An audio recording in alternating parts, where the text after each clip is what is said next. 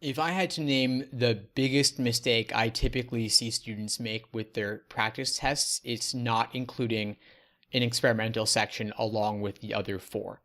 Of course, the published prep tests that you get in your books are going to be only four sections. That's because LSAC doesn't give you the experimental section. They're saving that for a future exam. So students often just make the mistake of doing only those four sections in the book. But you've got to simulate the experimental section because it will affect your endurance in a major way. When I do a full-length 5-section timed exam, even my brain is completely fried afterwards. And so if you're only doing 4 for your practice, then you do 5 on test day, you're going to be in for a rude awakening and your test scores are going to suffer as a result. This is one of the reasons that students sometimes experience a test day drop where their score on the official LSAT is lower than it would have been on their timed practice LSATs up to that point.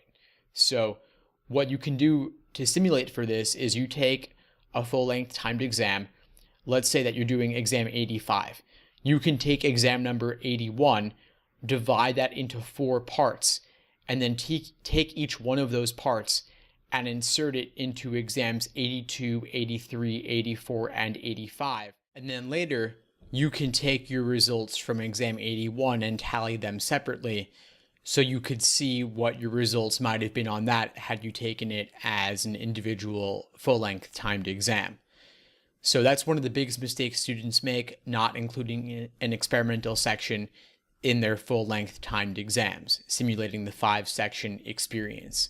Some students even like to do 6 sections occasionally.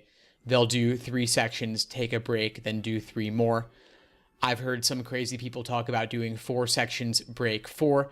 I think that's overkill. I wouldn't recommend it, but doing 5 sections is definitely something you want to do. You don't want to make the mistake of doing only 4. Another mistake students often make is not strictly timing themselves. If you're taking a break to go to the bathroom or get a drink of water or talk to someone or check your phone, that's all got to be on the clock, and you really shouldn't be doing any of that at all on the test. 35 minutes is not a lot of time. You want to make the most of it, so any snacks or water breaks, get that all before you sit down and start your exam. Your phone should ideally be on airplane mode or at least silent, and you should arrange with anyone else you live with or anyone else in your environment that they won't interrupt you while you're sitting down and doing this full experience. No distractions, no interruptions.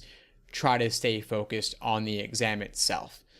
And related to that, distractions will come up, and you don't want to make the mistake of practicing in only sterile, quiet environments. You should take at least a few exams in a library or a coffee shop to simulate what it's like when there's some ambient noise around you and some motion in your peripheral vision that might get in the way of your focus. So you want to practice being in these difficult or uncomfortable situations so that you can remain focused on the exam despite other things that might come up. On test day, other test takers might be annoying. They might call over the proctor. They might be blowing their nose. They might be erasing vigorously. You might have the proctors circling around, maybe even looking over your shoulder sometimes. And that can be really annoying. And obviously you don't want that to happen, but it might, and you can't really control it. So practice in some mildly distracting environments.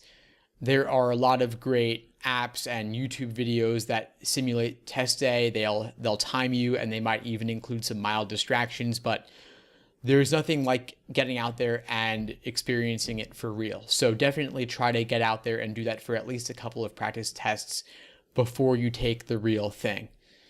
So that's all for now. Feel free to reach out if you need anything at all, of course. I'm here for you, and I'd love to help in any way that I can. So all the best as you prep for the LSAT, and take care.